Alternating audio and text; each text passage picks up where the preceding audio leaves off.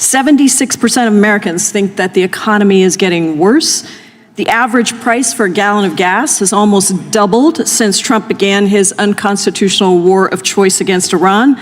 And the top concerns of Americans across political party are gas prices, the cost of groceries, and rising healthcare costs.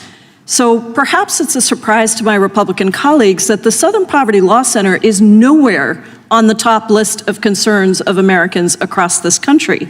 And the fact is that the factual falsehoods and ideological grievances that Republicans keep pushing in these endless hearings is all about fulfilling Donald Trump's mission of punishing perceived political enemies.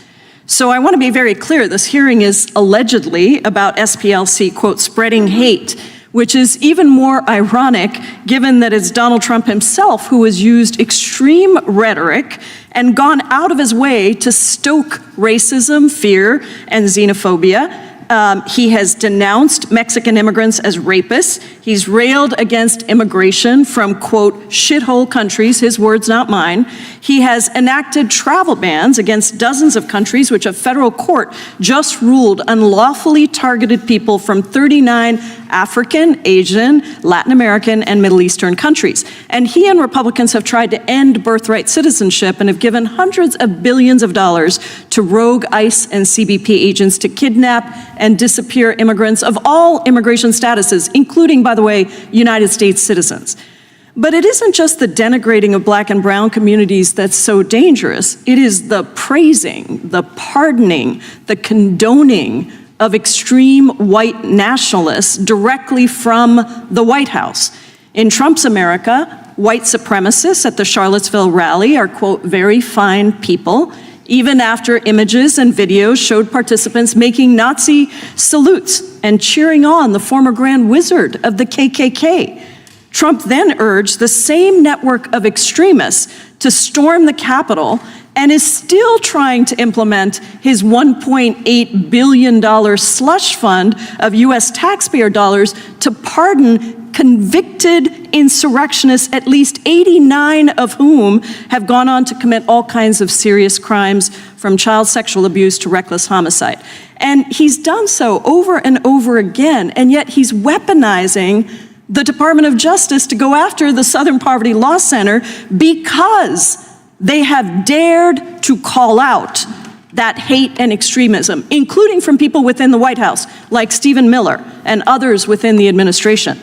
My Republican colleagues want you to think that SPLC is targeting mainstream conservative individuals and groups.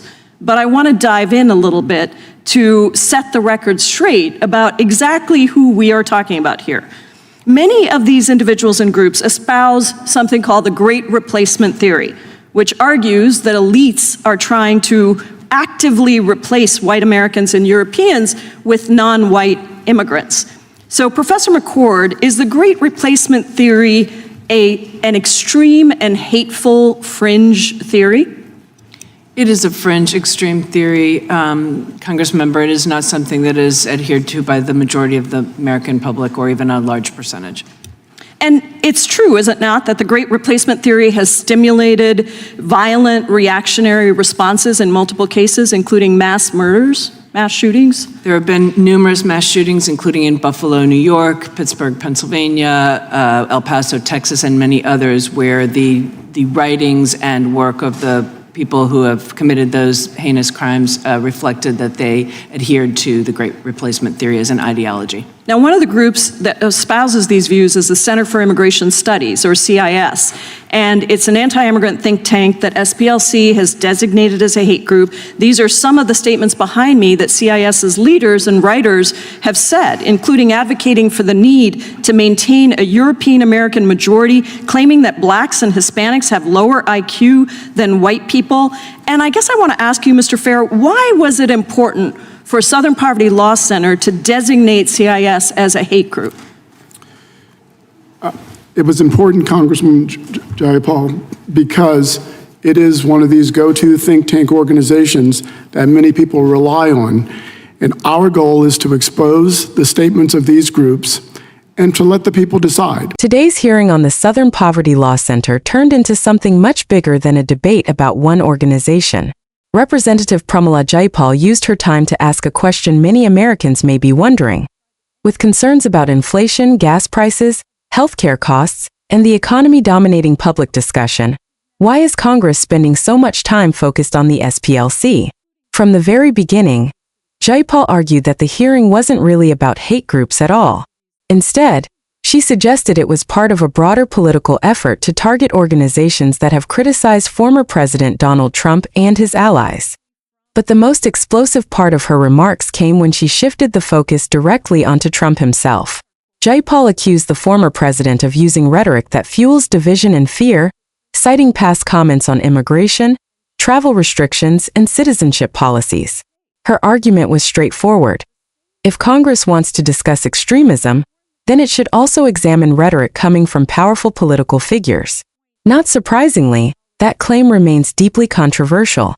Supporters of Trump argue that his policies focused on border security and national sovereignty, while critics contend that some of his language has contributed to polarization.